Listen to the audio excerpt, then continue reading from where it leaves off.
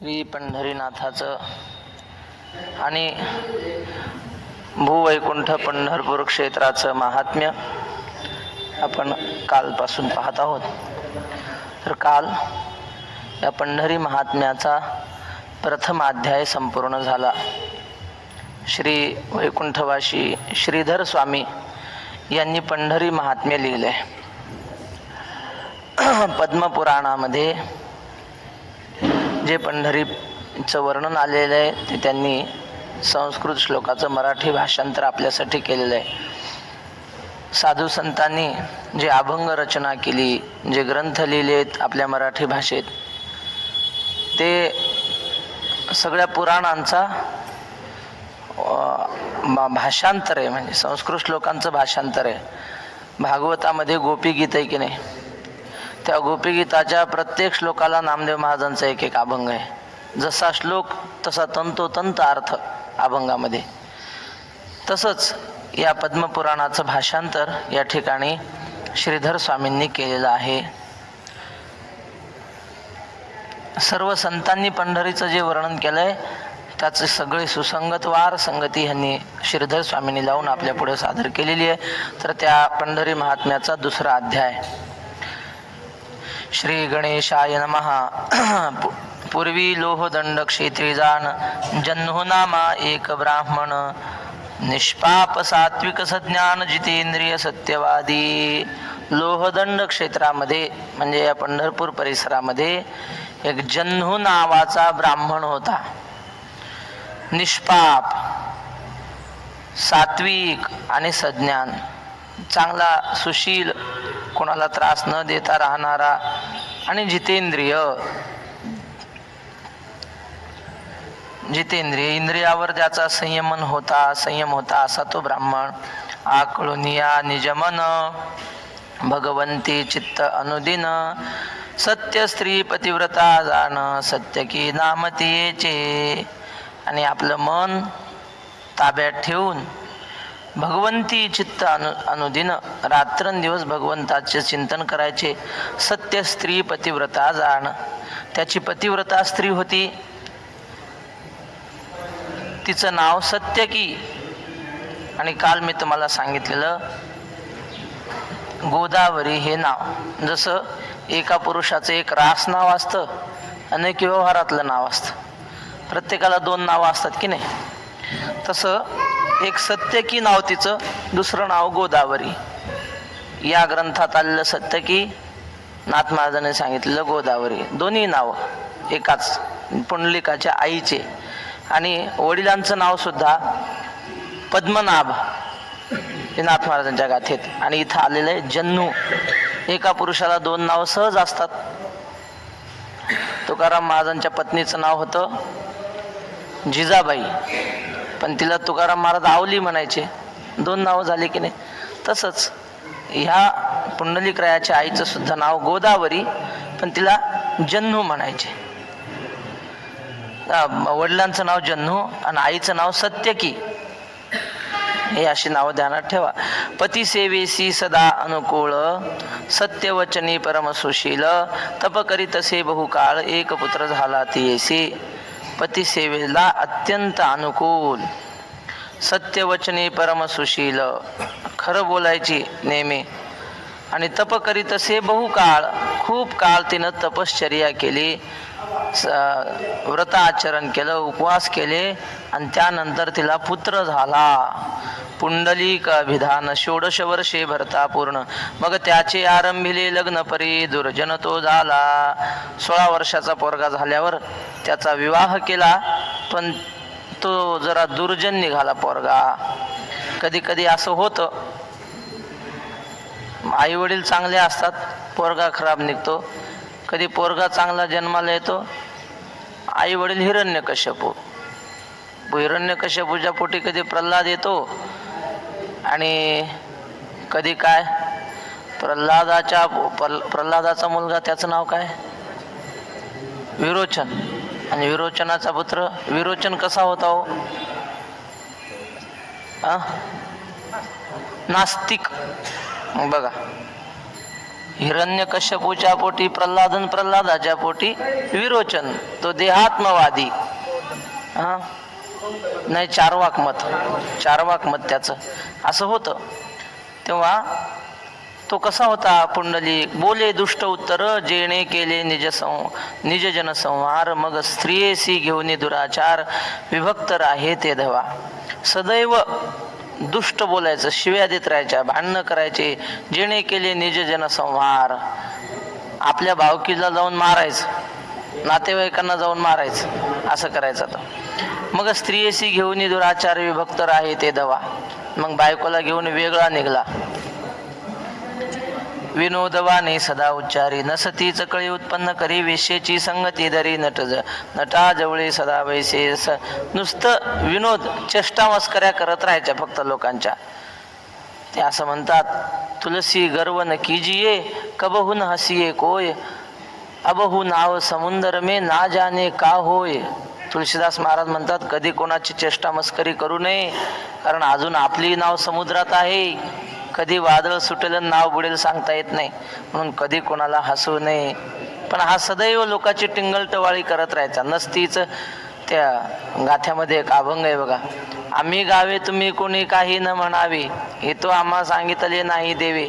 आणि त्याच्यात आहे, म्हणा राम राम टाळी वाजवा हाते, नाचा डोला प्रेमे आपुलिया सोहिते. आम्ही टाळी वाजवा म्हणतो, आणि कोणी जर आमची टिंगल करून हसायला लागलं तर हासेत या घडे ब्रह्महत्या पातक. टिंगल उडवणाऱ्याला, वारकऱ्याची संताची टिंगल उडवणाऱ्याला ब्रह्महत्येचं पाप लागतं. म्हणून आपण त्यांची सेवा नाही करू शकलो, त्यांची स्तुती नाही करू शकलो, निदान टिंगल तरी करू नये. काय होतं? ब्रह्महत्या लागते. आणि हा विनोदवाणी सदा उच्चारे, सदैव टिंगल टवाळी करत राहायचा. नसती चकळी उत्पन्न करी. आणि मग जास्त मस्करी करायला लागलं की त्या मस्करीतून भांडणाचं रूपांतर होतं. कधी कधी चेष्टेचं रूपांतर भांडणात होतं. वक्ते भाव म्हणले, आमच्या गावात पोरं खेळत होते, मुलं लहान लहान, आणि एका मुलीचं नाव कला होतं, कलाबाई. मग पोरं तिला काय म्हणायचे, कले व कले कलकत्ता, कलीचा नवरा खलबत्ता, असं म्हणायचे. तिने जाऊन सांगितलं बापाला भांडायला त्या बारकाल्या पोरांच्या. मग माणसाची भांडणं लागली, आणि एवढी लागली की एक माणूस कुऱ्हाड घेऊन आला आणि तोडूनच टाकला दुसरा माणूस. भांडणं कशाचे होते? पोराच्या चेष्टा मस्करीचे, त्याचं रूपांतर खुनात झालं. असं होतं. म्हणून टिंगल टवाळी करू नये असं वक्ते बाबा सांगायचे ते. तसं विनोदवाने सदा उच्चारी, नसतीच कळी उत्पन्न करी, वेश्येची संगती धरी, नटाजवळी सदावशी. वैश्येच्या संगती राहायचा. आणि नटाजवळी, नट म्हणजे नाटक, ढोंग करणारी लोक, त्यांच्यासोबत तो राहायचा. माय बापे जरी शिकविले तरी तो अमंगळ बोले, जेणे हृदय उकले माता पितरांचे. आईबाप सांगायचे, बाळा असं करू नये, चांगलं बोलावं, चांगलं राहावं, पण ते ऐकत नव्हता. तरी अमंगळच बोलायचा. जेणे हृदय उकले माता पितरांचे. मग आई वडिलांना फार वाईट वाटायचं, हृदय फुटायचं त्यांचं त्या दुःखाने. ऐकता होय हृदय दुखंड, ऐसे बोले प्रचंड, माते समणे हे रांड, व्यर्थ कासया वाचली. आई वडिलांना वाईट वाटायचं. हा आई वडिलांना शिव्या द्यायचा. आईला म्हणायचं, ही रांड कशाला राहिली, मरून का गेली नाही. आईच्या समोर असं बोलायचं आईला. जेणे नवमास वाहिले पोटी, तिशी म्हणे हे करंटी, थेरडे वागो नको समोर दृष्टी, बहुत कष्टी मी तुझेने. जिनं 9 महिने पोटात त्याला वागवलं, तिला म्हणायचा, ही पापी आहे, करंटी आहे, माझ्या समोर राहू नको, तोंड दाखवू नको मला, तुझ्यामुळं मला एवढा त्रास होतो आहे, असं आईला पुंडलिक म्हणायचा. पित्यासी म्हणे केव्हा जाशी मरुनी, त्या दिवशी मी सुखी होईन, ऐसे ऐकता वचन कष्टी होती माता पिता. बापाला म्हणतो, म्हाताऱ्या तू कधी मरतोस, तू मेल्याशिवाय मी सुखी नाही होत, तो आपिशा पायाचा आहे, असं बापाला म्हणतो. पित्यासी म्हणे केव्हा झालं, म्हणती जीव द्यावा ते बरे, परी या पुत्राची संगती न पुरे, ते वृद्धे चिंता तुरे, पुत्र त्रासे भयभीत. मग आई वडील म्हणायचे, मेलेलं बरं, पण ह्याच्या घरात राहायला नको, काय करावं अशा चिंतेत आई वडील होते. तो वाराणसी चालली यात्रा, पोहा आला लोहदंड क्षेत्रा, वृद्धेतीही त्या अवसरा यात्रे चालली काशीशी. आणि तेव्हा वाराणसीला म्हणजे काशीला जाणारी एक दिंडी त्या इथं आली लोहदंड क्षेत्रामध्ये. आणि वृद्ध आई वडिलांना वाटलं आपणही काशीला जावं, इथं ह्याच्या रोज शिव्या खाण्यापेक्षा, मार अपमान सहन करण्यापेक्षा आपलं तिकडंच काळं पांढरं केलेलं बरं, निदान तेवढं तरी आपल्याला घरातून बाहेर जायला मिळेल. म्हणून तुम्ही जावे. म्हणे मृत्यू दोघे म्हणते पुंडलिका, आम्ही वाराणसी, आम्हा वाराणसी नेई का, एरू म्हणे मृत्यू आला नाही का, तुम्ही जावे सत्वरी. आई वडील म्हणले बाळा आम्हाला सुद्धा काशीला जावं वाटतंय, घेऊन जा ना आम्हाला या दिंडीसोबत, चल ना तू पण. असं म्हटल्यावर तो म्हणला हा बरोबर आहे, आता तुमचं मरण जवळ आलं ना, तुम्हाला मरण दिसतंय म्हणले, आता तुम्ही काशीला गेलेच पाहिजे, असं पुंडलिक म्हणला. तुम्ही जावे वेगे करुनी, मी सुखी होईन आजचे दिनी, माता पिता दोघे जणी जाती झाली काशीस. आत्ताच्या आत्ता लवकर निघा, दोघे जा म्हणे काशीला, तुम्ही गेले तर मी सुखी होईन. आणि मग आई वडील दोघेही काशीला निघाले. ऐशी ते उभयता गेली, तव यात्रा मागून आणि काली, पुंडलिके ते देखिली. ऐशी ती उभयता गेली, तव यात्रा मागून आणि काली, पुंडलिके ते देखिली. अशी ती दोघंही त्या यात्रेसोबत निघून गेली. आणि दुसरी एक दिंडी 2-3 दिवसांनी मागून पंढरपूरला आली, या लोहदंड क्षेत्रावर आली. मग तो म्हणे स्वस्त्रियसी, चला जाऊ वाराणसी, पाहू आहे कैसी काशी, द्रव्य मजपाशी बहुत.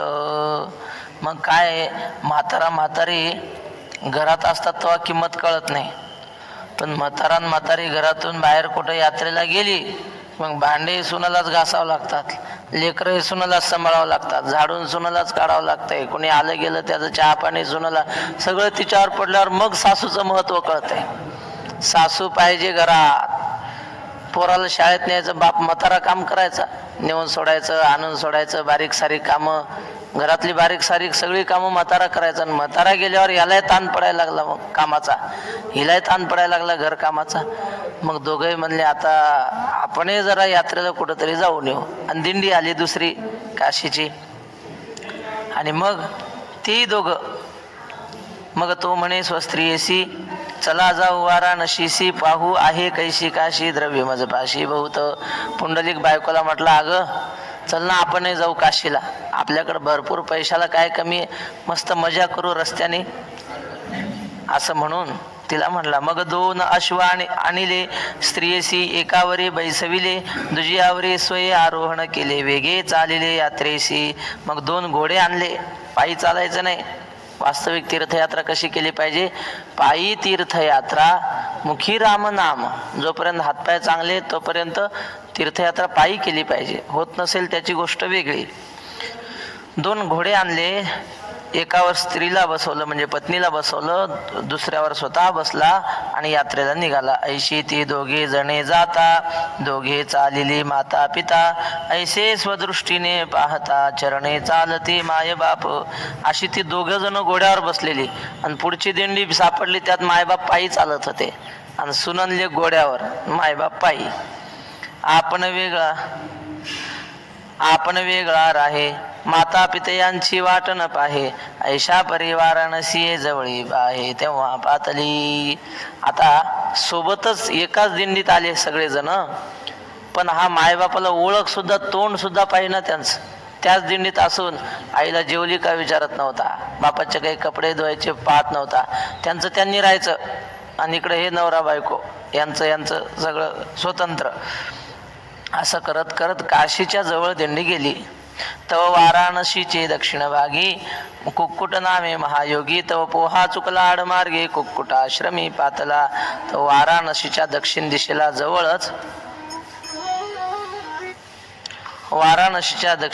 जवळच कुक्कुट नामे महायोगी, कुक्कुट आश्रम होता. कुक्कुट ऋषी नावाचे एक महात्मे तिथं राहत होते. तो पोहा चुकला आडमार्गी, त्या वाराणसीला जाणारी दिंडीचा रस्ताच चुकला आणि चुकून ती दिंडी या कुक्कुट स्वामीच्या आश्रमात आली. तो पोहा चुकलाड मार्गी कुक्कुट आश्रमी पातला अद्यापि करिता ज्याचे स्मरण दुःस्वप्न ते होय सुस्वप्न त्याची महिमा संपूर्ण कोणासही न वर्णवे.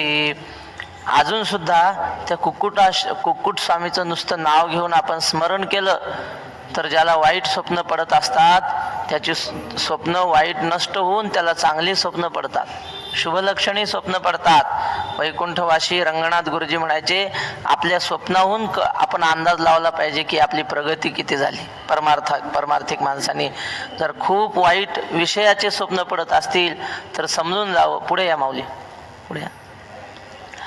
विषयाचे स्वप्न पडत असतील तर समजायचं आपली अधोगती होत आहे, आपला परमार्थ व्यवस्थित नाही. आणि स्वप्नामध्ये चंद्रभागा दिसत असेल, पांडुरंग दिसत असेल, आपले सद्गुरू दिसत असतील, देव दिसत असेल तर समजायचं आपली प्रगती चालू आहे. स्वप्नावरून अनुमान लावता येतं. तसं वाईट स्वप्न सुस्वप्न म्हणजे चांगले स्वप्न व्हायचे असतील तर कुक्कुट स्वामींचं स्मरण करावं.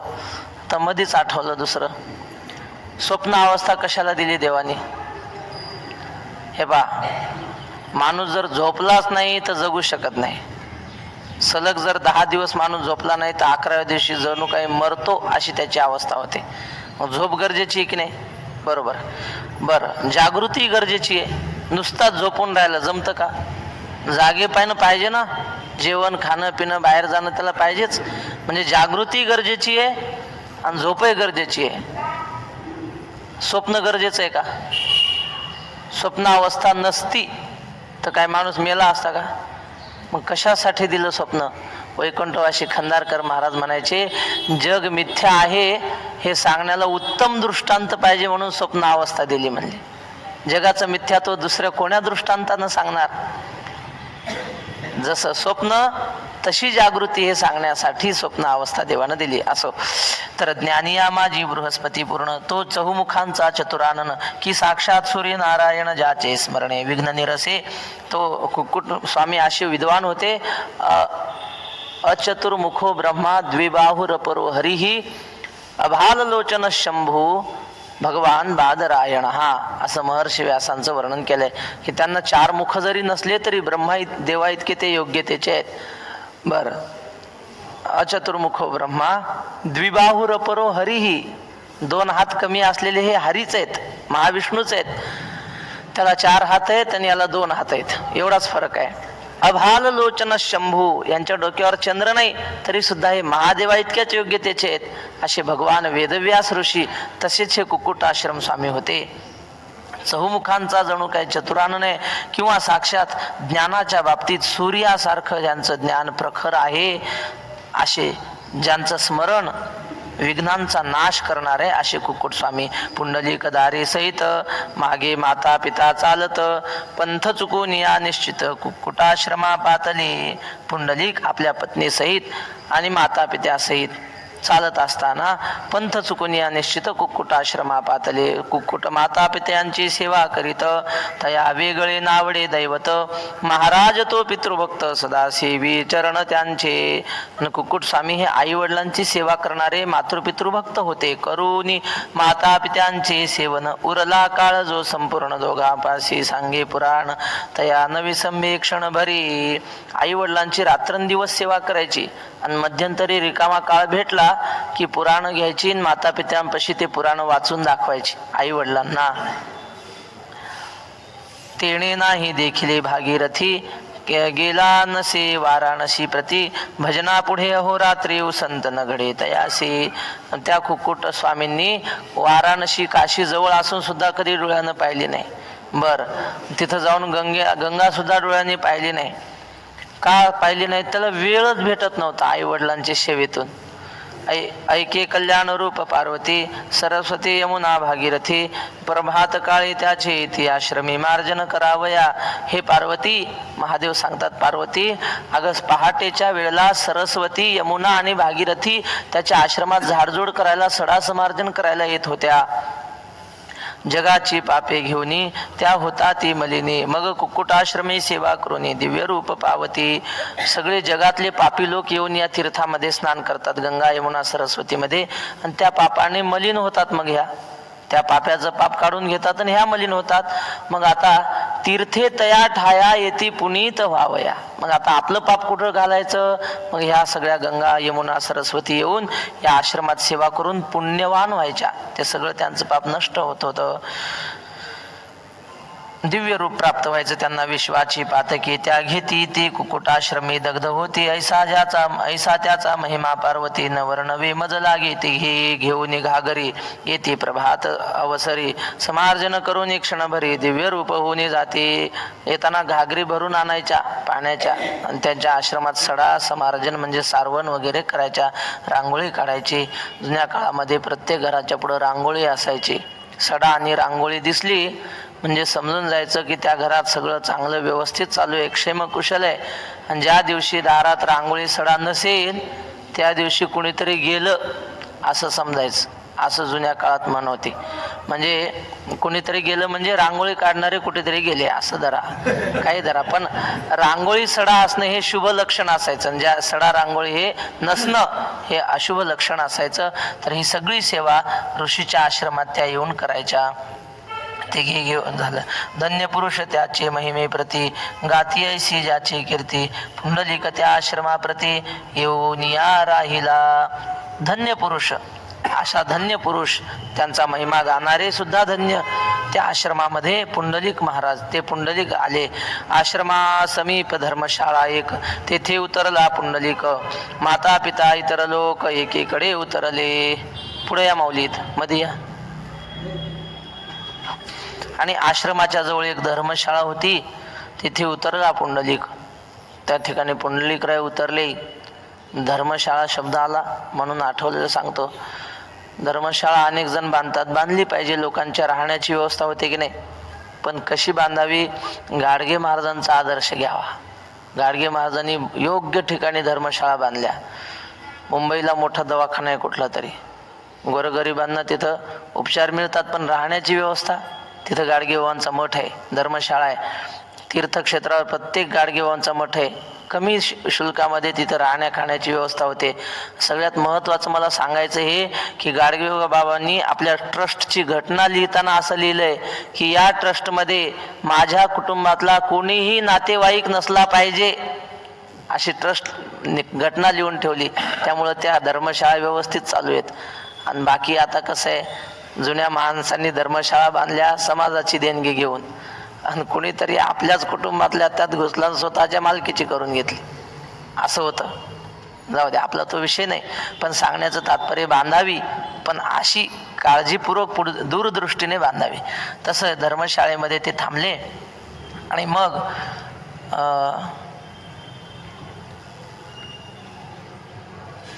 कुक्कुट आश्रमा बाहेरी पुंडलिके देखुनी ते अवसरी म्हणे वाराणसी नगरी येथून दुरी किती आहे. कुक्कुट आश्रमाच्या जवळ ते आले. कुक्कुट स्वामींना विचारलं, म्हणले इथून वाराणसी किती दूर आहे हो महाराज, असं त्यांनी कुक्कुट स्वामीला विचारलं. हेरू म्हणे वाराणसी म्या देखिले नाही आहे कैशी, मी तो नेणे भागीरथीशी कोणीकडे आहे ती. ते म्हणले का मला नाही सांगता यायचं वाराणसी कोणीकडे, ती भागीरथी कोणीकडे, भागीरथी म्हणजे गंगा काशीची, ती कोणीकडे हे मला माहीत नाही, असं कुक्कुट स्वामी म्हणाले. पुंडलिक हासे तये वेळी म्हणे राहिलासी ये स्थळी, तुवा काशी न देखिले व्यर्थ जन्म तुझा पै. पुंडलिकराय हसू लागले आणि म्हणाले काय जन्म आहे म्हणे तुझा, व्यर्थ वाया गेला जन्म. अरे काशी जवळ असून तुला माहीत नाही, गंगा कोणीकडे ते माहीत नाही म्हणतोस. मातव मावळला छिन्न किरण अस्तमान झाला, संपूर्ण रात्र झाली, मध्यान्ह लोक अवघे निद्रिस्त. आणि मग दिवस मावळला, संध्याकाळ झाली, सगळे लोक झोपले. आणि गंगा यमुना सरस्वती श्री जलकुंभ घेऊन येते परमदी नदी सती कळा कांती नदीसे काही. गंगा यमुना सरस्वती डोक्यावर घागरी घेऊन आल्या. अत्यंत मलिन त्यांची अवस्था, त्यांच्याकडे पाहू वाटत नव्हतं अशा त्या अनोळखी स्त्रिया. तव पुंडलिक जागृत त्याने देखील अकस्मात पाहे उभा जे तिष्ठत पिशाच चौथ दिसते पै. पुंडलिकाला कशी काय जाग आली काय माहिती. त्याने पाहिलं तर भयंकर पिशाच्या सारख्या 3 स्त्रिया येताना त्यांनी पाहिल्या. पुंडलिक झाला भयभीत, मागुती त्या कारणे पाहत. तो त्या समार्जन करीत गेले. सारविता सर्व कष्ट त्यांचे. आणि पुंडलिकराय दुरून पाहू लागले, ह्या भयंकर विद्रूप स्त्रिया काय करतात. घाबरत घाबरत दुरून पाहत होते. तर त्या दोघी तिघींनी सडा समार्जन झाडू वगैरे केला आणि मग त्यांचं रूप दिव्य झालं. त्यांच्या शरीराचं मालिन्य सगळं गेलं. दिव्य रूप झाल्या सुंदरी. जेवी सावित्री लक्ष्मी आणि गौरी. प्रभाज यांच्या नखावरी सूर्यासमान भासत सावित्री लक्ष्मी आणि जणू काही पार्वती अशा त्या दैदिप्यमान दिसू लागल्या. सूर्यासमान त्यांचं नखाचं तेज दिसू लागलं त्यांच्या. ते पुंडलिके देखुनी परम आश्चर्य करी मनी पुसता. झाला उभा राहून तिघी जणींना ते दवा. पुंडलिकरायाला आश्चर्य वाटलं आणि तिघींनाही त्याने नमस्कार केला आणि विचारलं, आईसाहेब म्हणे तुम्ही सांगा मुखवण मज तुमचे स्वरूप अति सतेज. येथे येऊन सेवा काज करिता कोणे अर्थासी. पुंडलिक म्हणला, आईसाहेब तुम्ही इथं का आल्यात, कशासाठी इथं येता. तुमचं अत्यंत दिव्य रूप दिसतं आहे आणि इथं येऊन तुम्ही सेवा करता, ह्याचं कारण काय. ऐसी त्याची ऐकोणी उक्ती काय बोले ती भागीरथी. म्हणे तू दुरात्मा पापमती परता हो रे चांडाळा. काशीची जी भागीरथी गंगा ती पुढे आली आणि ती म्हणू लागली, अरे पाप्या दूर हो, आम्हाला बोलू नको म्हणले, तुझं तोंड दाखवू नको, तू अत्यंत पापी आहेस. साधू निंदक परमखळ करीसी आम्हा ते विटाळ तरी मार्ग सोडी तात्काळ जावया लागी आम्हा ते. आता त्याने साधूची टिंगल केली होती ना, कुक्कुट स्वामीची जवळ असून काशीला गेले नाही. तू साधूची निंदा करणार आहेस, आम्हाला तुझं तोंड दाखवू नको, आम्हाला विटाळ करशील, शिवू नको आम्हाला, आमचा मार्ग मोकळा कर, चल बाजूला हो. असे ती गोदा आपली ही भागीरथी म्हणाली. ऐशी ऐकताची मात पुंडलिक झाला भयभीत. धावून त्यांचे चरण धरीत मज पतिता तारावे. असं ऐकल्यावर त्याला कळलं हे कोणीतरी विशेष स्त्रिया दिसतात. पाया पडला, लोटांगण घातलं, म्हणले आईसाहेब मला माफ करा, माझा स्वीकार करा, माझा उद्धार करा. मग तिघी बोलती वचना म्हणती आता उठी ब्राह्मणा. कोटी जन्माचे पुण्य जाना जे फळा आले तुझं. उठ म्हणले, आज तुझ्या कोट्यावधी जन्माचं पुण्य फळाला आलं. का, कारण तुला साधूची भेट होती आज. तुझे पूर्व पुण्यरत्न खानी उघडली आजीचे दिनी. तू आम्हास देखुनी नयनी उद्धरून गेलासी. तुझं पूर्व पुण्य फळाला आलं बाबा. आम्ही तुझ्या डोळ्याने दिसलो, नाहीतर इतरही लोक आहेतच की तुझ्यासोबत, पण ते झोपलेले आहेत. म्हणून झोपेत असलेल्याला नाही होत देवाचं दर्शन. साधू संत आपल्याला लवकर उठायला लावतात. टळोनी गेले टळोनी प्रहार तीन. काय निदसुरा अजून जागी होऊनी काही करा दान. न काय कोला कोणी लोचन गा हरे राम कृष्णा. असो, तेव्हा तुला आम्ही दृष्टीने दिसलो, याचा अर्थ तू पुण्य रूप आहेस. कुठं आलं 47. तू ये जन्मी होता शिखळ परी पूर्वजन्मीचे पुण्य सबळ. तुवा कुक्कुट देखीला पुण्यशीळ महाराज साधू तो. तू अत्यंत पापी होता या जन्मामध्ये, पण पूर्व पुण्य आहे ना, त्यामुळं तुला कुक्कुट स्वामीचं दर्शन झालं. ते मोठे महाराज साधू आहेत, त्याने या जन्मीचे पाप गेले. काही नुसते नावाचे महाराज असतात, तसे हे महाराज नाहीत. रंगनाथ गुरुजी सांगायचे 4 लोक. काही नावात, एक असतो नावाचा जावाई, एक असतो नावाचा महाराज, एक असतो नावाचा देव, असं 3 सांगायचे. ते नावाचं काही कामाच नाही, खरं पाहिजे. नावाचा जावाई खरा जावाई कोण म्हणले, खरा जावाई असतो ना, तो सासरवाडीत गेल्यावर आयटीत बसतो असा, पायावर पाय टाकून असा. मग सगळे त्याचे सासरवाडीतले लोक त्याची सेवा करतात, काय पाहिजे काय नाही सगळं. हे खरा जावाई. आणि दुसरा नावाचा जावाई कोण, जो घर जावाई असतो तो नावाचा जावाई असतो. म्हणजे म्हणायला जावाई नसतं, घरघडीच असतो तो, सगळे कामं त्यानंच करायचे. दुसरं सांगायचे, काही नावाचे देव असतात आणि खरे देव असतात. नावाचे देव म्हणजे शेंदरी हेंदरी दैवते. बांधाच्या कडेला 2-3 दगड ठेवायचे आणि त्याला शेंदूर लावायचा. एरीच्या कडेला नावाचे देव केलेले. आणि पंढरपूरचा देव तो हा देवाचाही देव, हा खरा देव. दुसरं काही नावाचे महाराज, खरे महाराज. खरे महाराज कोण, तो हा महाराज ज्ञानेश्वर माऊली. ज्ञानेश्वर महाराज खरे महाराज. पंढरपूर पाटणी गा महाराज सार्वभौम हे. आणि दुसरे नावाचे महाराज, मारवाडी समाजामध्ये आचार्याला महाराज म्हणतात म्हणे बा, आपल्याला माहित नाही. म्हणतात ना बघा, आचार्याला महाराज म्हणतात. मग महाराज म्हणजे झाला स्वयंपाक उरका, नुसतं म्हणायला महाराज, ते का खरे महाराज आहेत का? हे तसे नाहीत, हे खरे महाराज आहेत. महाराज साधू तो, त्याने या जन्मीचे पाप गेले, म्हणून यामुचे दर्शन झाले. तुझे अज्ञान निरसिले, ज्ञानदृष्टी आली तुझा आली. तू त्या साधूचं दर्शन घेतल्यामुळं तुझं पाप नष्ट झालं आणि तुला आमचं दर्शन झालं. पुंडलिक म्हणे, तुम्ही तिघी जणी तुमची प्रभा वासरमणी, तुम्ही तुमची नावे सांगा मजला गुणी, म्हणून हे चरणी लागला. पुंडलिक म्हणला, तुम्ही तिघी जणी कोण आहात? तुमचं तेज सूर्यासारखं दिसतंय, तुमची नावं मला सांगा. म्हणती, गंगा यमुना सरस्वती तिघी जणी आम्ही निश्चिती, कुक्कुटनामा महामती, याची कीर्ती अगाध. आम्ही गंगा यमुना सरस्वती आहोत आणि हे कुक्कुट स्वामी महापुण्यवान आहेत. त्रिलोकीचे पाप सकळ तेणे आम्हासी बैसतो मळ, तेथे येथे येऊन सुशीळ होतो आम्ही सर्वदा. अरे बाबा, तिन्ही लोकातले लोक आमच्यामध्ये स्नान करतात, त्यांचं पाप आम्ही घेतो आणि इथं आल्यावर आम्ही शुद्ध होतो. दिवशी येऊन करीतो पापाचे क्षालन, इथे सकळ पापे होती दहन, साधूचे सेवन करिताचे. रोज आम्ही येऊन या ठिकाणी साधूचं दर्शन घेतो, त्यांची सेवा करतो, त्यामुळं आमचं सगळं पाप नष्ट होतं. अरे या साधूचा महिमा वर्णावया नाही सामर्थ्य आम्हा, चतुर्मुख जो ब्रह्मा तोही तया वंदित. अरे या साधू संतांचा महिमा वर्णन करण्याची शक्ती आमच्या ठिकाणी नाही. ब्रह्मदेव सुद्धा त्यांचा महिमा पाहून त्यांना वंदन करतो. पुंडलिक म्हणे, ते वेळे ऐसे आणि पुण्य काय केले ते सांगावे वहिले मज बाळकासी कृपेने. पुंडलिक म्हणाला, हे एवढा त्याला महिमा प्राप्त झाला, यांनी काय साधना केली, कोणती तपश्चर्या केली, तेवढी मला सांगा कृपेने. गंगा म्हणे, याचे पूर्व पुण्य कोणाही न वर्णवे संपूर्ण, तो करीतो मायबापांचे सेवन दैवते नेणे दुसरे. गंगा म्हणू लागली, बाबा याने आई वडिलांची फार सेवा केली, त्याचं हे पुण्य आहे, दुसरं दैवतच त्याला माहीत नाही. ज्ञानेश्वर महाराजांनी म्हटलंय ना, जगातल्या सगळ्या तीर्थयात्रा एकाच ठिकाणी घडाव्या वाटत असतील तर काय करावं? सकळ तीर्थांची धुरे, धुरे म्हणजे बैलगाडीला धुरा असते की नाही, म्हणजे पुढचं टोक. सगळ्या तीर्थांचं अग्रस्थानी जर कोण असतील तर आई वडील आहेत असं माऊली म्हणतात. सकळ तीर्थांची धुरे, जी एका माता पितरे तया सेवेसी कीर शरीरे लोण कीजे. आता याच माऊलींच्या ओळीचं जणू काही विस्ताराने भाषांतर इथं पुढे आहे.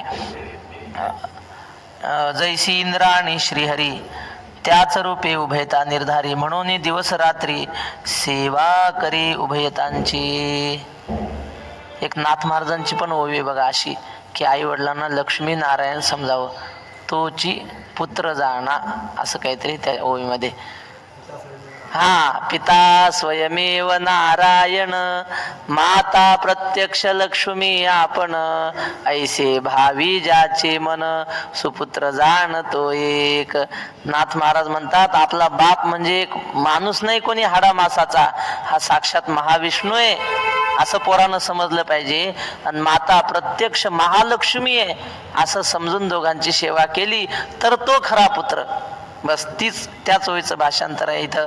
जैसी इंदिरा आणि श्रीहरी, इंदिरा म्हणजे महालक्ष्मी आणि श्रीहरी म्हणजे महाविष्णू, त्याच रूपे उभयता निर्धारी. आई वडील तसेच समजले पाहिजे, म्हणून त्यांची हा सेवा करतो आहे. आता बघा, फार महत्वाचं आहे. माय बापाचे सेवेहून अनिक नाही थोर पुण्य, कोटी यागांचे श्रेय जाण, एक एक दिवसाप्रती. आई बापाच्या सेवेपेक्षा आणखी मोठं जगात दुसरं कोणतंच पुण्य नाही.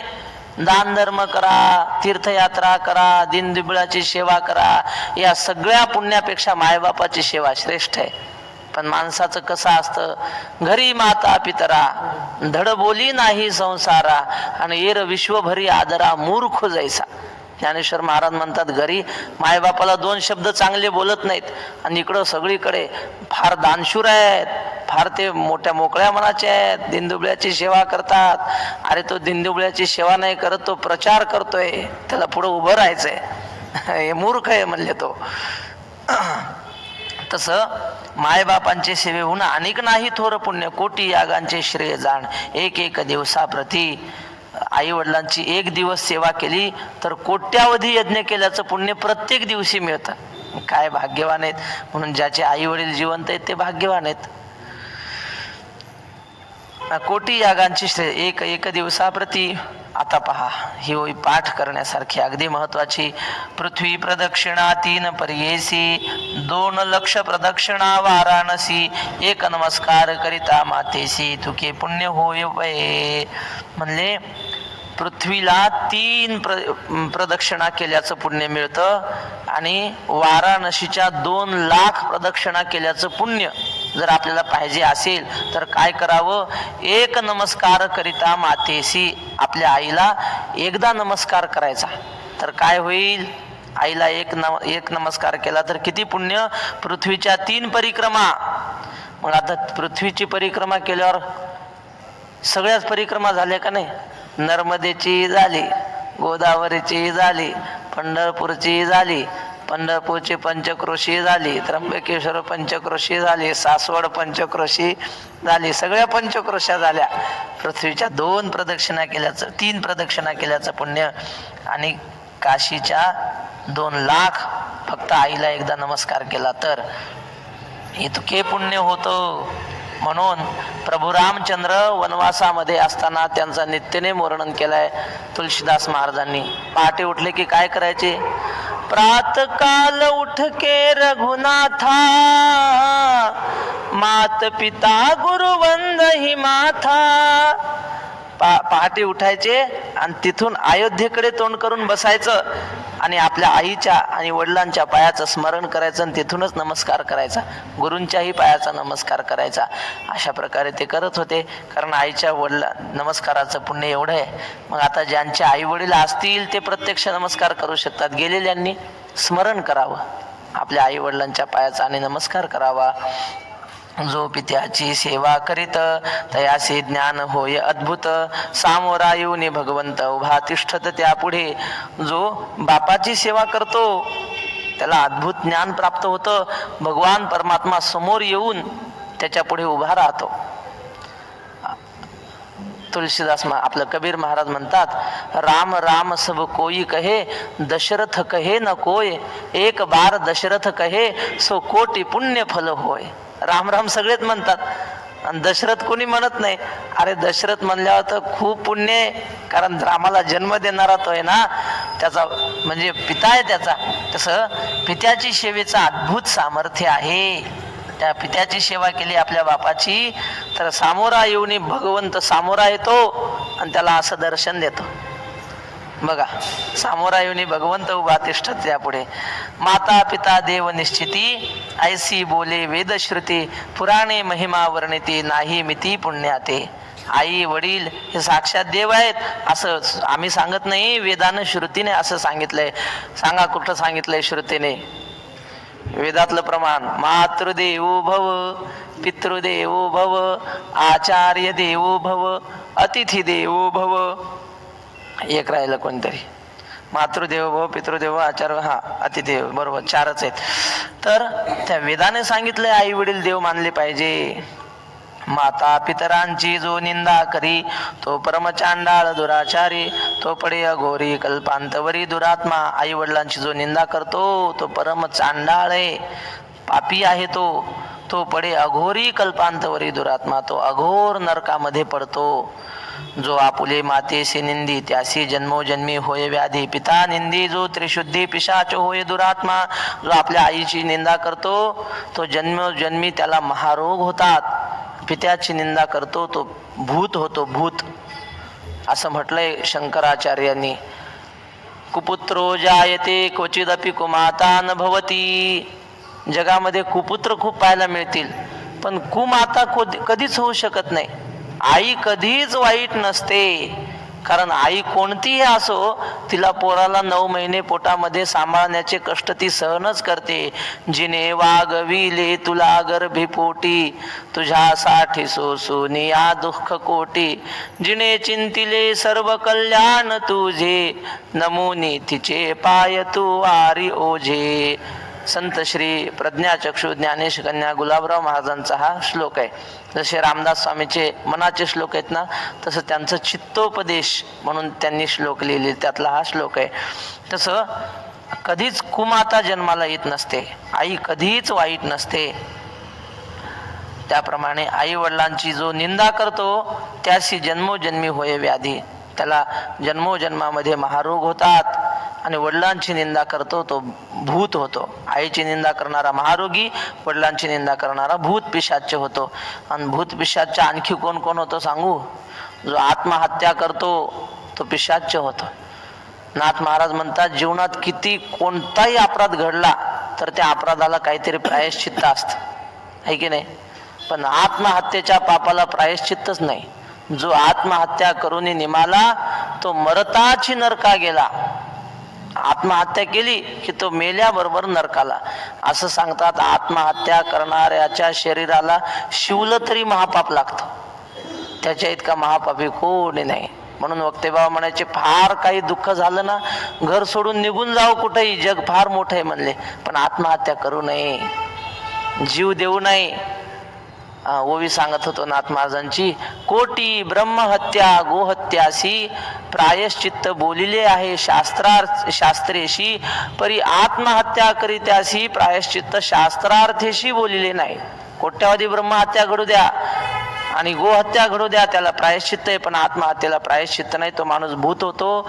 आणि मग भूताला तहान लागते पण पाणी पिता येत नाही, भूक खूप लागते पण आपल्यासारखं अन्न खाता येत नाही.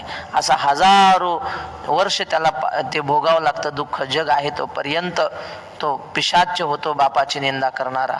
ऐसे निंदक जाण तयांशी न करावे भाषण, तयांचे न पाहावे वदन, ते दोष न लागती तया ते. असे जे निंदक असतील त्यांना बोलू नये. वडिलांची निंदा करणाऱ्यासोबत आपण बोलू नये. तयांचे न पाहावे वदन, त्यांचं तोंड सुद्धा पाहू नये. ते दोष न लागती तया ते. मग जर आपण त्यांचं वदन पाहिलं नाही, तोंड पाहिलं नाही, बोललो नाही तर आपल्याला ते दोष लागत नाही. तयांचा न व्हावा विटाळ, त्यांशी यम नेऊन गांधील कुंभ पाका माझे घाल्य विटंबना नाना परी. आता हे सगळं सोपं आहे. त्यांना यम, त्यांचा विटाळ होऊ द्यायचा नाही, स्पर्श. त्यांना यम तिथं नेऊन शिक्षा देईल, कुंभपाक नरकामध्ये त्यांना टाकेल. जो जन्मोजन्मीचा अपेशी यश कधी नाही त्यासी, तो होय अल्पायुषी. जो माता पित्यांशी दुःख देतो तो जन्माजन्माचा अपेशी. त्याने काही केलं तर त्याला यशच येत नाही. माता पित्याची निंदा करणाराला पितृदोष म्हणतात ना, त्याला पितृदोष लागतो त्याला. आणि कधी नाही त्याशी, यश कधीच त्याला मिळत नाही. तो अल्पायुषी होतो, लवकरच मरतो. जो आई वडिलांना त्रास देतो तो पुंडलिक म्हणे ते वेळी, इतके पापे मज घडली मग अनुतापे ते वेळी, स्पंदोनी रडतसे. महाराज, ही सगळी पाप मला घडलेली आहेत. त्या गंगा यमुनांना म्हणतो, ही सगळी पाप मला घडलीत, मी काय करू? रडू लागला पुंडलिक. म्हणे नरदेह उत्तम, व्यर्थ गेला माझा जन्म, महादुर्जन मी अधम, पापे परम मज घडली. तुकाराम माझं प्रमाण आहे बघा. तुका म्हणे, पाप माय नावडे ज्या बाप. ज्याला आई वडील आवडत नाहीत ना, त्यानं समजावं आपलं फार मोठं पाप आहे. तर पुंडलिक म्हणतो की माझा जन्म वाया गेला, मी खूप मोठी पाप केली. जान्हवी म्हणे ते अवसरी, तू माता पित्यांची सेवा करी, जैशी शिवा आणि गौरी तैशा परी पूजावे. जान्हवी का म्हणतात गंगेला? ती आकाशातून जेव्हा भगीरथानं आणली तेव्हा भगवान महादेवानं आपल्या जटेमध्ये धारण केली. तिथून निघाली, भागीरथ पुढं चालला होता, त्याच्या मागे येताना ते ऋषी होते, जन्म ऋषी, त्यांनीच गिळून टाकली म्हणतात ते. आणि मग त्यांना विनंती केल्यावर त्यांनी आपल्या मांडीतून बाहेर काढली, जन्नूतून बाहेर आली, म्हणून तिचं नाव जान्हवी. तर ती जान्हवी म्हणजे गंगा. ती म्हणली, बाबा तू आता काय कर, आई वडिलांची शिवगौरी महादेव पार्वती असं समजून त्यांची सेवा करते. नेतुष्टोनी भगवंत तू त्रिभुवनी होसी विख्यात, हे सत्य जाण निश्चित हा चिवर जाण पा. आणि मग भगवंत प्रसन्न होईल आणि त्रिभुवनामध्ये तुझी ख्याती होईल. बरं, ऐसे बोलोनी तिघी जणी गेल्या स्वस्थानात, एक ते क्षणी मग पुंडलिक कुकुटा ते नमुने. त्याची वेळी निघाला आणि मग त्या असं म्हणून निघून गेल्या. पुंडलिकाने कुक्कुटाला नमस्कार केला आणि निघाला. माता पिता ते वेळी घोड्यावरी बैसवली, दोघा हाती करविली वाराणसी यात्रा यथाविधी. आणि मग बायकोला घोड्यावर बसवलं होतं, तिला खाली उतरवलं आणि आईला घोड्यावर बसवलं, वडिलांना आपल्या घोड्यावर बसवलं आणि काशीला जाऊन सगळी यथाविधी यात्रा केली. यथाविधी म्हणजे काय? यथाविधी म्हणजे तिथला जो विधी असतो तो. पंढरपूरचा विधी काय? बोला. चंद्रभागे स्नान आणि विधितो हरिकथा. बघा आता इथं लिहिलेलं सांगतो बा, माझ्या मनचं नाही सांगत. नाथ महाराजांनी लिहिला पंढरपूरचा विधी ऐका. राहुनी पंढरीये जाण, जो नेघे विठ्ठल दर्शन. नाथ महाराज म्हणतात पंढरपुरात राहतात आणि पांडुरंगाचं दर्शन घेत नाहीत. महापातकी चांडाळ त्याचा न व्हावा विटाळ. महापातकी येते, चांडाळ आहे, त्यांचा विटाळ स्पर्श होऊ देऊ नये. मग आता आम्हाला वेळ नसतो, अभ्यास करावा लागतो. मग आमचे गुरुजी म्हणायचे अभ्यास कशासाठी करतो रे. मग खूप विचार करून पोरं म्हणायचे देव भेटावा म्हणून. मग देवाला भेटायचं सोडून अभ्यास करतो का म्हणजे. देवालाच भेटायचंय ना. सांगण्याचं तात्पर्य काय, अभ्यास केलाच पाहिजे, पण वेळात वेळ काढून अभ्यास सोडून दर्शनाला जा असं म्हणायचा भाव नाही त्याचा. पण दर्शनाला सुद्धा प्राधान्य दिलं पाहिजे पंढरपुरात राहणाऱ्यांनी. पण आता कसं करावं, गर्दी तर खूप असते. पहाटे 3ला लागलं तर आता दर्शन होते 8-9 वाजता. मग अशी गर्दी ज्यावेळी असेल त्यावेळी ज्ञानेश्वर महाराजांनी उपाय सांगितला. वैकुंठवासी रंगनाथ गुरुजी परभणीकर म्हणायचे, ते म्हणले वारीच्या गर्दीमध्ये जो वारकरी दर्शनाच्या वारीला लागतो तो अज्ञानी वारकरी असं समजायचं. अरे म्हणले आपण नेहमी घेतो ना, हे कधीच आयुष्यात एकदा येणाऱ्या लोकांना घेऊ द्या की दर्शन.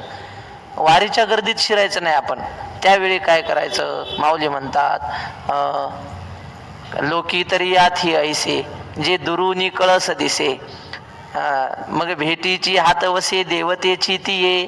18व्या अध्यायात होई की नाही. लोकांमध्ये असं रूढ परंपरा आहे की देवाचा कळस दुरून जरी दिसला, त्या कळसाला जरी नमस्कार केला तरी त्या देवाची भेट झाली असं होतं, असं ज्ञानेश्वरीत आहे. मग गर्दी असेल त्यावेळी कळसाला नमस्कार करावा, देवालाच केल्यासारखं होतं नमस्कार, झालं दर्शन. नाही तर आमचे गुरुजी दुसरा उपाय सांगायचे. म्हणले आपल्याला दर्शनाला जाता आलं नाही एका दिवशी तर काय करावं, जो दर्शन करून आला त्याच्या पाया पडावं, झालं आपलं दर्शन.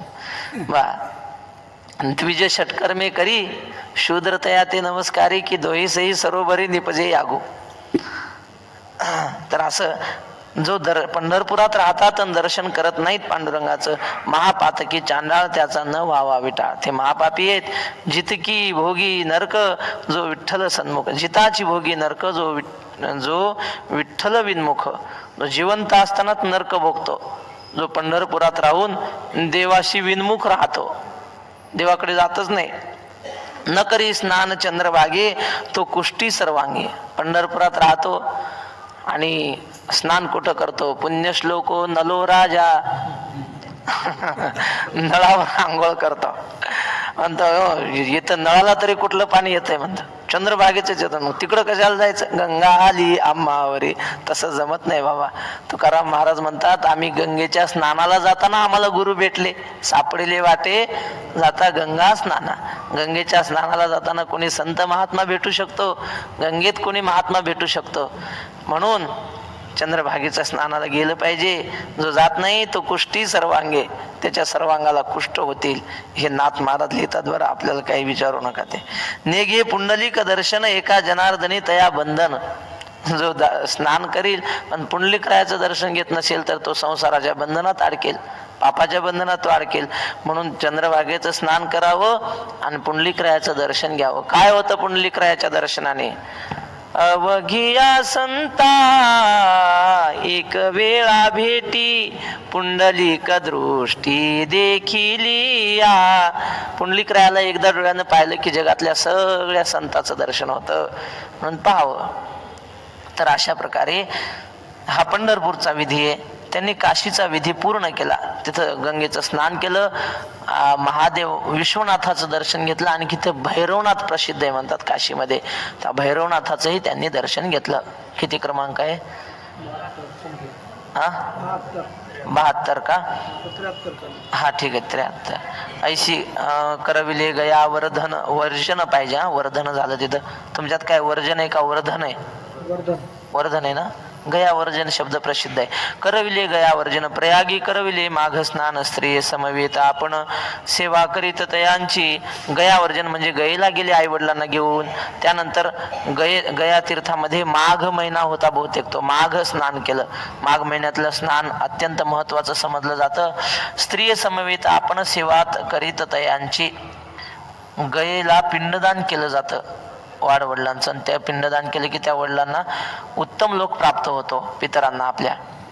मग आता ज्यांना गयेला जाता येत नाही, तिथं जाऊन पिंडदान करता येत नाही, त्यांनी कुठं करायचं?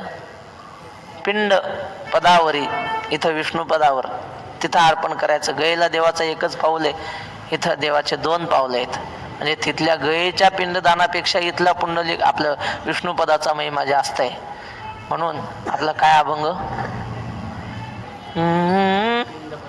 नाही, आपण हे दिलं चालीचा अभंग याच्यात दिलेला. उमटली विष्णुपदे. राऊत बाबा म्हणतात आपल्याच खिशातले पैसे आपल्याला कामी येतात, लोकांच्या खिशातले कामी येत नाहीत. काय सांगितलं मी? उमटली विष्णुपदे गयावर्जनी जे प्रसिद्धे नारद क्षेत्री पंढरपुरी. नारद क्षेत्री पंढरपुरी अद्भुत पदांची त्या थोरी. नारद क्षेत्री पंढरपुरी ऋणत्रया मुक्त जन देतापदी पिंडदान. नारद क्षेत्री पंढरपुरी. त्या विष्णुपदाच्या तिथं देवाची पद उमटलेली आहेत. ऋणत्रया मुक्त जन, 3 प्रकारची ऋण पासून मुक्त होतो माणूस तिथं पिंडदान केलं तर. 3 ऋण कोणती? बाप आजा पंजा, असं आई आजी पंजी, 3 पिढ्याच्या ऋणातून आपण उत्तीर्ण झालं पाहिजे असं शास्त्र आहे. आता तशा तर आपल्या किती पिढ्या झाल्या असतील सांगता येतील का मोजून? मग आता एवढ्याचे पिंडदान कसं काय करायचे माणसानं? असंख्य पिढ्या होऊन गेल्या, मग 3घाचं करावं असं शास्त्र आहे. असे 3 ऋण म्हणा, किंवा देव ऋण, ऋषी ऋण, पितृ ऋण, असे 3 ऋण म्हणा. या 3 ऋणातून माणूस मुक्त होतो तिथं पिंडदान केलं तर. स्त्री समवेत आपण सेवा करीत याची बायको सहित मग आई वडिलांची सेवा करू लागला. ऐशी करून यात्रा परतून आला लोहदंड क्षेत्रा. आपुले आश्रमासी माता पिता सेवा करी त्यांची सर्वदा असं करून सगळ्यांसोबत तीर्थयात्रा करून पुन्हा आपल्या गावी आला आणि आई वडिलांची सेवा करू लागला लोहदंड क्षेत्रामध्ये. म्हणजे इथं जैसी कुकुटे केली भक्ती तैसी पुंडलिके निश्चिती चरण कमळ हो राती नवी सम्य कदाई. जसे कुक्कुट स्वामींनी आई वडिलांची सेवा केली तशी पुंडलिक राय रात्रंदिवस आई वडिलांच्या जवळ राहून सेवा करू लागला. नाहीतर आई वडील गावाला पोरगा मुंबईला, म्हणजे काय पैसे लागले तर फक्त फोन करा मी पैसे पाठवतो.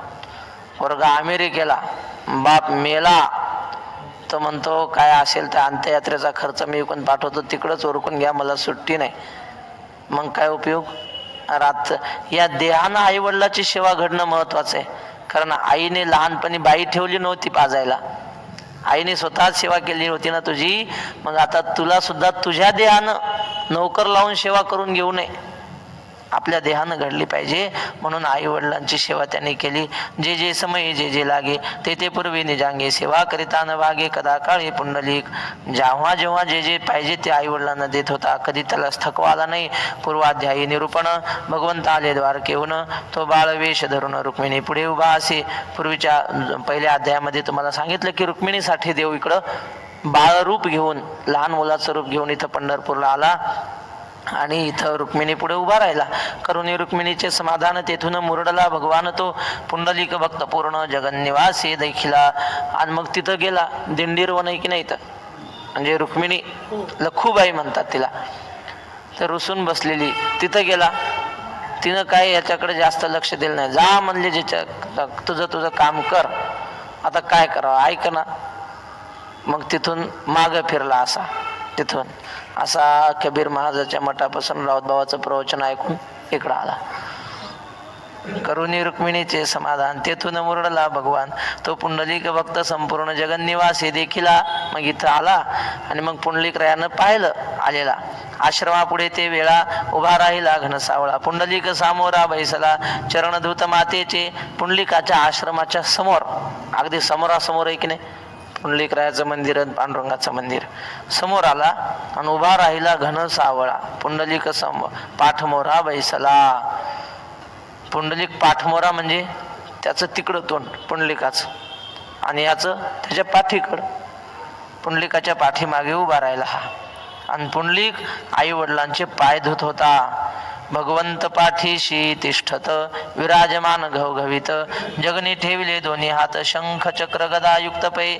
भगवान आपल्या मागे उभा आहे आणि त्याचा दिव्य प्रकाश, त्याच्या हातात शंख चक्र गदा, हे सगळं त्याच्या लक्षात आलं. जानू मध्ये धरली काठी सुहास्य वदन जगजेठी. वनमाळा रुळते कंठी चरणांगुष्टी चरणांगुष्टापर्यंत. किती ओव्या आहेत ह्या? 181. मग होणं अवघड आहे असं ना. 111 होतात मग पटपट घेऊ हा.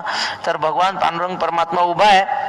जानू मध्ये धरली काठी म्हणजे दोन्ही पायाच्या मध्ये अशी काठी धरलेली आहे. स्वयंभू पांडुरंग आपण पाहिला तर 2 पायाच्या मध्ये आपल्याला दिसते ती काठी. सुहास्य वदन जगजेठी, हास्य मुद्रा आहे देवाची. वनमाळा रुळती कंठी, गळ्यामध्ये वनातल्या फुलांच्या माळा आहेत. चरणांगुष्ट पर्यंत, पायाच्या अंगठ्यापर्यंत त्या माळा आहेत. हा, वनमाळा म्हणजे वनातल्या फुलांच्या माळा. नाही, तुळशी माळा नाही. तुळशी माळा आहे पण तो वेगळा शब्द आहे ना.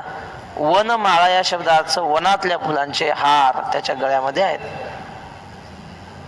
तुळशी माळा त्याला आवडते, त्यात नाही वाद, पण इथं वनमाळा दिलंय म्हणजे वनमाळाचा अर्थ घेतला पाहिजे. वनातल्या फुलांच्या माळा. चरणांगुष्ट पर्यंत, शिदोरीचे शिंके निश्चित खांद्यावरी डोलत. कुंडली करणे झळकत, प्रभा फाकली दश दिशा. शिदोरीचं शिक, गाई चारायला आलताना, मग गाई चारायला जाताना भाकरी न्यावं लागतात सोबत, ते भाकरीचं शिक असं खांद्यावर. शिदोरीचे शिंके खांद्यावरी डोलत. कुंडली करणी जळकत, प्रभा फाकली दश दिशा. त्याच्या कानात कुंडल. कशी कुंडल? मासोळ्या सोन्याच्या बरं अशा. काल सांगितलं ना मकर कुंडली तळपती, ते कानात शोभत होते. काय मकर कुंडली तळपती श्रवणे, बरोबर. तळपती म्हणजे चमकतात, शोभतात. मुक्तमाळा परिकर, त्याची मंत्र माळा षडक्षर, मंत्रमुक्तावळी एकसर. ते योगेश्वर जाणती. मुक्त माळा म्हणजे मुक्ताफळाच्या मोत्यांच्या माळा गळ्यामध्ये. तेची मंत्रमाळा षडक्षर. षडक्षर मंत्र, 6 अक्षराचा मंत्र कोणता आहे? ओम. ओम नाही, न मह शी वाय. किती अक्षर झाले? ओम नमः शिवाय 5 झाले. नमः शिवाय 5 आणि ओम, ओम नमः शिवाय 6 अक्षरी. असे अत्यंत पवित्र श्रेष्ठ असलेले ते षडाक्षरी मंत्र जणू काही त्याच्या माळा गळ्यामध्ये घातल्या. मंत्रमुक्तावळी एकसर, ते मंत्रांचीच माळ जणू काही गळ्यामध्ये घातली. महादेवावर प्रेम आहे ना, महादेवर डोक्यावर घेतलेला आहे. ज्ञानेश्वर महाराज म्हणतात, रूप पाहता तरी डोळसू, सुंदर पाहता गोपवेशू, महिमा वर्णिता महेशू, जेणे मस्तकी वंदिला. महादेव त्याने डोक्यावर घेतलेला आहे. अशा मंत्रमुक्तावळी एकसर ते योगीश्वर जाणते. योगीश्वर ह्या त्याच्या गळ्यातल्या माळा म्हणजे काय आहेत ते योग्यांनाच कळतं, आपल्याला कळत नाही. आता मी काय योगी नाही त्यामुळे मलाही कळाली नाही ही ओवी, त्यांनीच लिहिलं, योग्याला कळतं हे.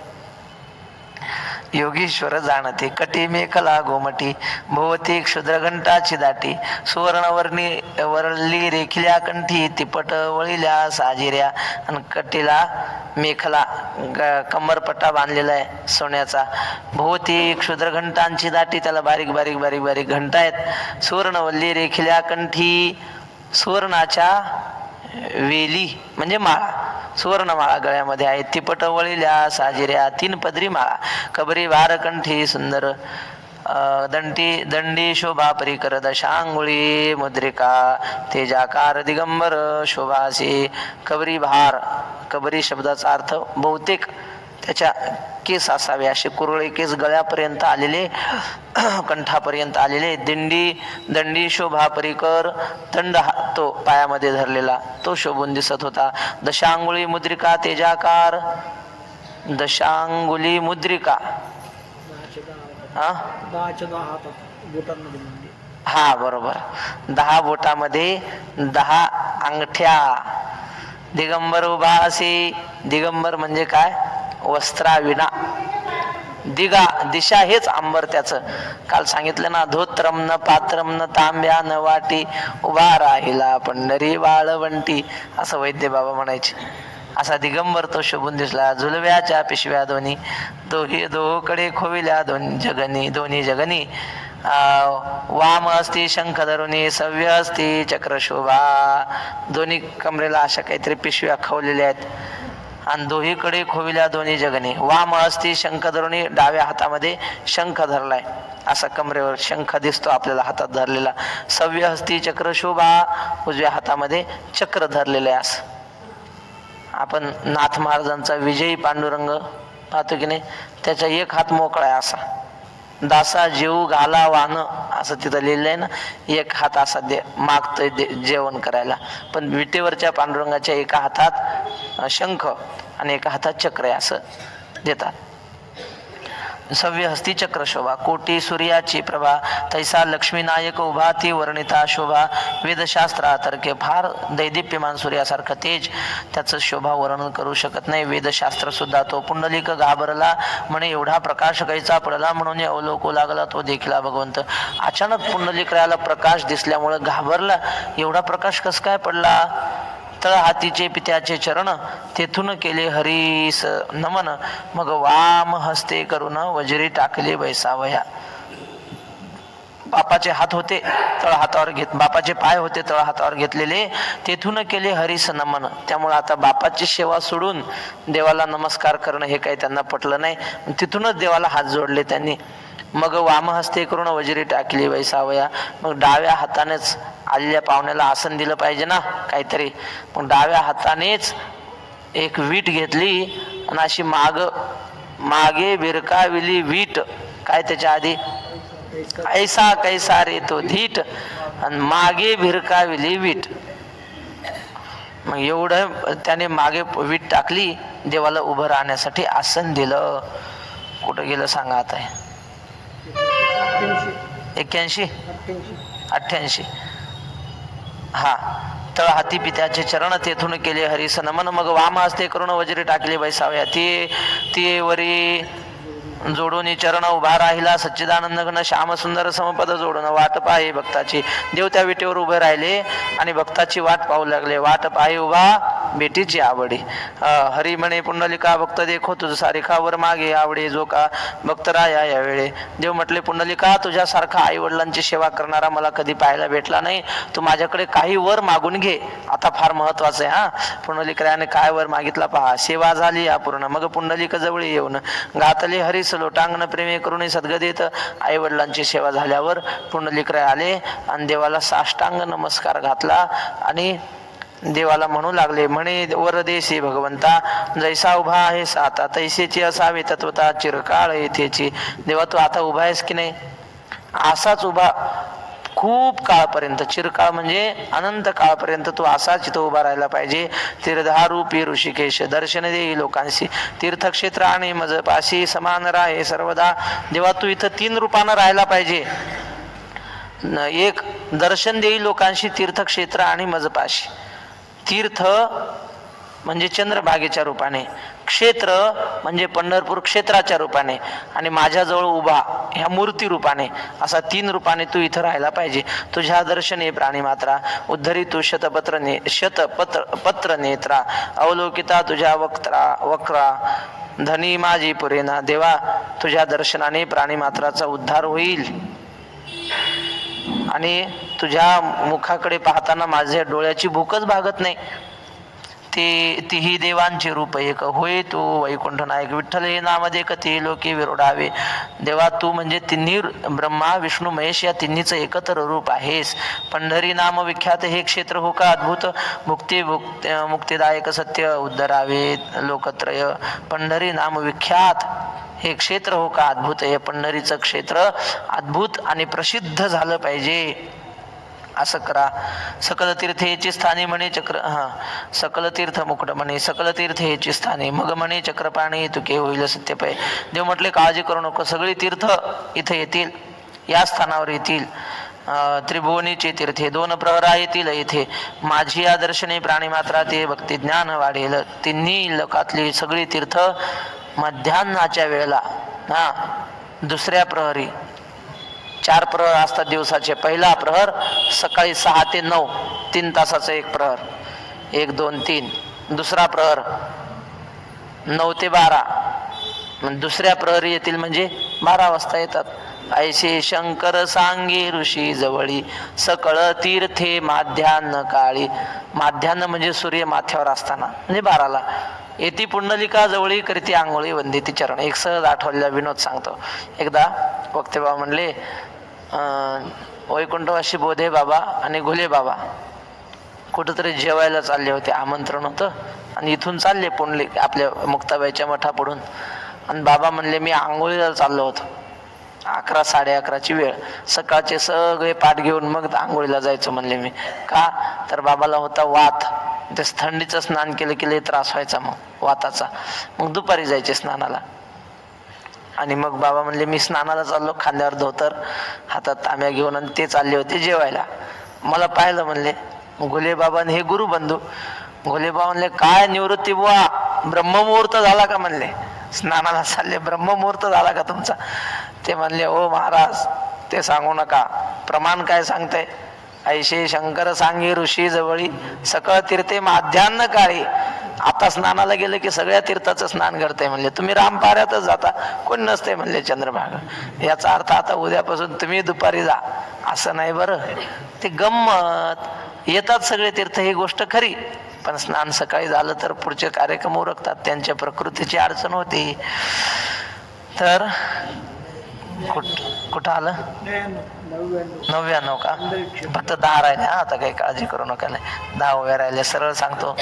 त्रिभुवनीची तीर्थे 2 प्रहरा येतील येथे माझी या दर्शने प्राणी मात्रा ते भक्ती ज्ञान वाढेल. माझ्या दर्शनाने प्राणी मात्राच्या जवळ असलेलं भक्ती ज्ञान त्यांना वाढेल. त्यांचं पंढरी क्षेत्र हे नाम त्यापासून पवित्र उत्तम उभा राहिला घनश्याम विटेवरी अद्यापी. पंढरी क्षेत्र हे नाव तेव्हापासून पवित्र उत्तम नाव आहे ते. पंढरी पंढरी म्हणता पापाची बोहरी असं तुकाराम महाराज म्हणतात. नुसतं नाव घेतलं तरी आपलं पाप नष्ट होईल. उभा राहिला घनश्याम विटेवरी अद्यापी. तो घनश्याम पांडुरंग अजूनही विटेवर उभा आहे. शिव म्हणे मृडानी म्हणजे हे मृडानी म्हणजे पार्वती. म्या त्रिपुर दैत्य मर्दुनी श्रम पाहुनी विठ्ठल ध्याने भीमातिरी बैसलो. पार्वती मी त्रिपुर दैत्याचा नाश केला आणि युद्ध करून मी थकलो होतो, त्रस्त झालो होतो. आणि मग काय केलं, कष्ट झाल्यामुळं भीमेच्या तीरावर येऊन बसलो इथं. आणि तप करिता दुर्धर अंगी चालीला घर्म पूर. तीच भीमा साचार भीमेवर उपे धावली. मी खूप तप केलं, त्यामुळं अंगामध्ये एक उष्णता निर्माण झाली. तप म्हणजे काय, तप्यते ज्याने ताप होतो निर्माण, त्यामुळं माझ्या अंगातून घाम निघाला. तर महादेव म्हणले पार्वती त्या माझ्या घामाचा प्रवाह सुरू झाला, तीच भीमा नदी आहे. महादेवाच्या अंगाचा घाम आहे. गडगडाटे गरजत आली पंढरी पर्यंत.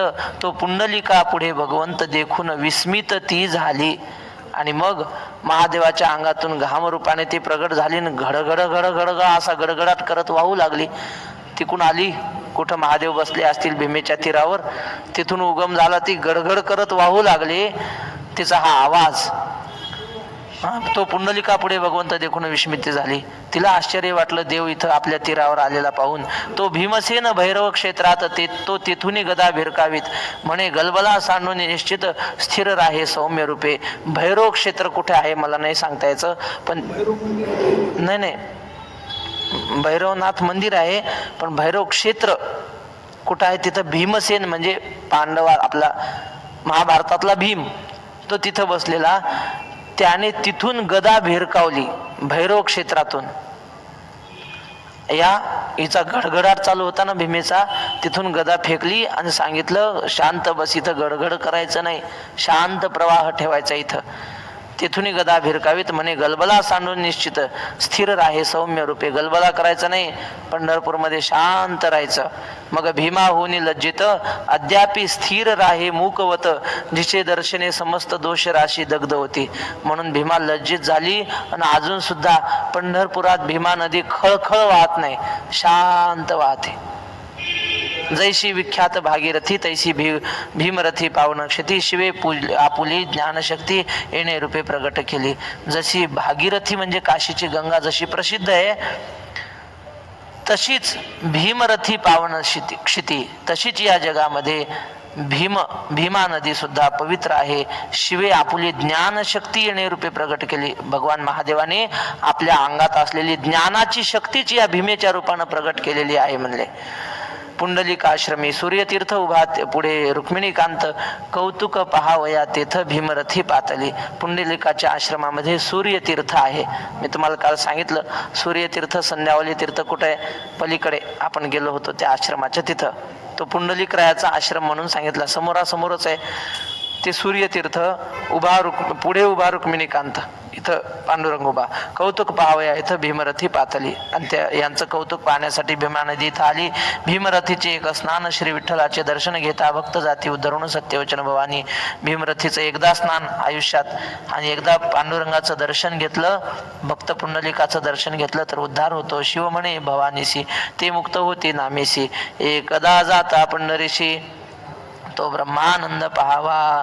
शिव भवानीला म्हणू लागले की ज्याला या पंढरीच्या नुसत्या नावानं लोक उद्धार पावतील. एकदा जाता पंढरीशी ब्रह्मानंद पाहावा. एकदा तरी पंढरपूरला जाऊन ब्रह्मानंद पाहावा. श्रीधर विनवी संता पुढे ऐका रसाळ कथा, भावे बजावे पंढरीनाथा सर्व विकल्प सोडोनी. श्रीधर स्वामी म्हणतात, सगळ्यांच्या चरणी माझी विनंती आहे की आपण अत्यंत प्रेमाने ही कथा ऐकली पाहिजे. विकल्प सोडोनी, मनामध्ये कुठलीही शंका विकल्प न येऊ देता श्रद्धेने ही कथा ऐकली पाहिजे. इथे श्री पांडुरंग महात्म्य परिकर पद्मपुराणींचे सुंदर पर्णेशी सांगे त्रिनेत्र द्वितीयोध्याय गोडहा. श्री कृष्णार्पणमस्तु. श्री गुरुचरणारविंदार्पणमस्तु. श्री गणेशाय नमः. पूर्वी इंद्राचा शत्रुवृत्ता सुर तीन शिरे त्याची साचार, त्रिमुखी अवरात्र तीन कर्मे करीत असे. आपल्या सगळ्यांच्या चरणी विनंती. दुसरा अध्याय संपलाय. आपल्याला उद्याचा दिवस मिळेल, उद्या परवा आणखी 1-2 अध्याय जसं आपल्याला पूर्ण होईल अशी काही माझी म्हणजे हे नाही, आशा नाहीये. कारण रोज एक अध्याय म्हणलं तर 10 अध्याय, त्याच्यात 10 अध्याय कसे पूर्ण होऊ शकतील? जेवढं झालं तेवढं आपण पाहू. पण आपण सगळ्यांनी हा ग्रंथ घ्या. असा घेतला तर 50 रुपयाला आहे, लहान घेतला तर कितीला आहे हो? 30ला. हे बघा, हा छोटा 30ला आहे. पंढरी महात्म्य आपल्या घरी असू द्या. झालेली सेवा मुक्ताबाईच्या चरणी. हे दोन्ही एकच आहेत, फक्त छापणाऱ्यांनी वेगळे छापलेत. ह्याच ओव्या ह्याच्यात आहेत.